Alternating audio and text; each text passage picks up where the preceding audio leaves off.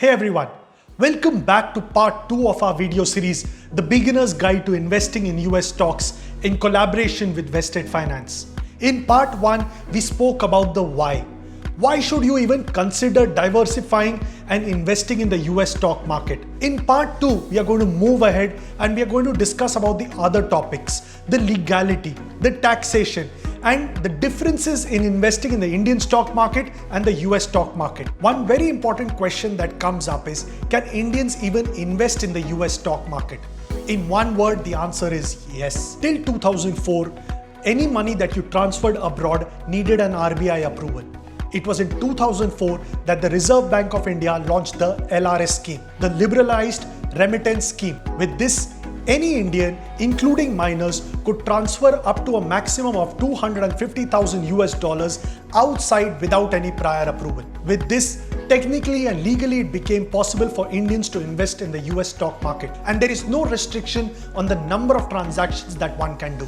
Another frequently asked question is, how does the taxation work if you're investing in the US stock market?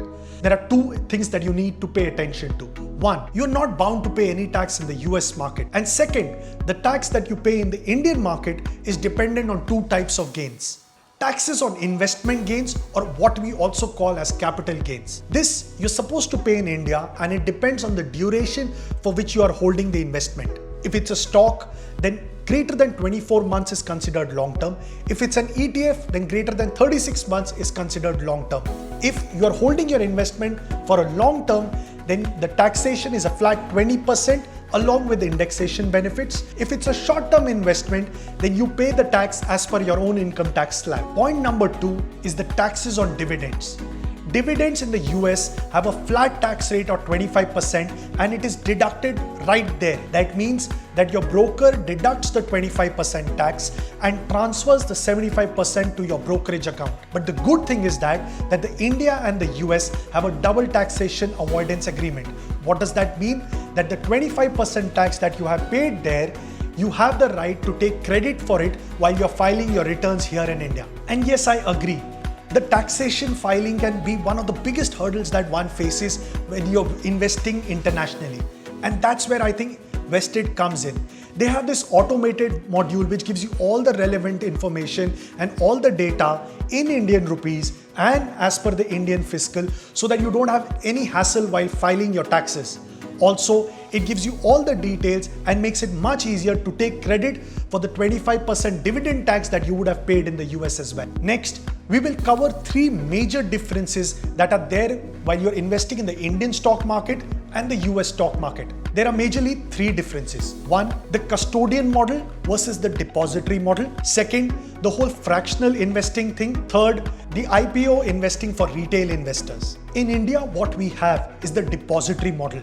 The CDSL and NSDL are the depositories which are responsible for the safekeeping of your shares and securities in a demat account. What this means is that the shares and securities are held in the shareholder's name, and you can verify that from the depository website at any point of time. In US, the structure followed is called the custodian model, where the broker is responsible for the safety and upkeep of your stocks and your investments.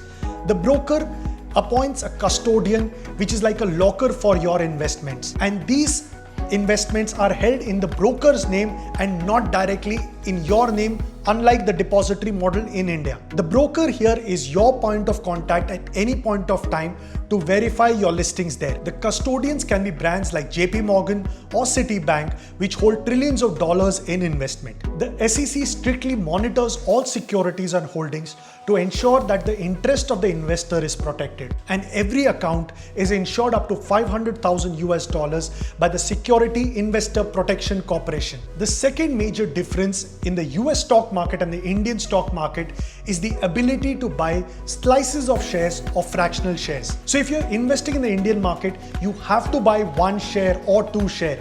But in the US stock market, you can even buy half a share. Now, if you look at Amazon, it trends at generally $3,400. You don't need to buy the full share. You can invest in Amazon with as low as $1 as well. So with this, you get the option of investing in a lot of organizations. You also get fractional voting rights and fractional dividends. something which is not possible in the Indian stock market. The third point of difference is the IPO investing for retail investors. In the Indian market, SEBI allocates a certain percentage which has to go out to retail investors. That is not the same case in the US market. In US, IPOs are taken care of by underwriters and the company themselves. And they more often than not prefer institutional investors and high net worth individuals, due to which there is little chance for retail investors to go ahead and invest in IPOs. There are two different ways of investing in the US stock market. One, by opening a brokerage account.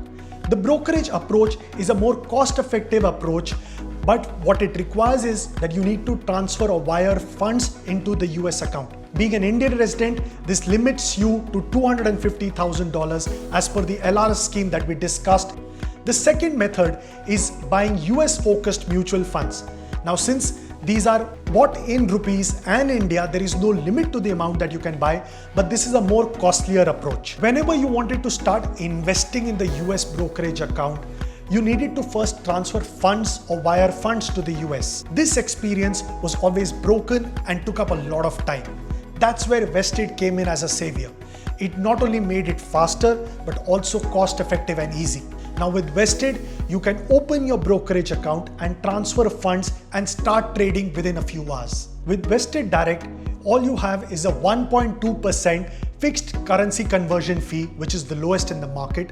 You have zero fixed fees per transaction, which you don't find with anybody else. And you have a faster online transfer, which is within a day. Unlike other brokerage account opening processes, Vested's opening process is completely paperless and you can get started within minutes. All you need is your PAN number, an image of your PAN card and your address proof, and you're all set to invest. Really thankful to Vested for collaborating for this set of videos on the beginner's guide to investing in US stocks.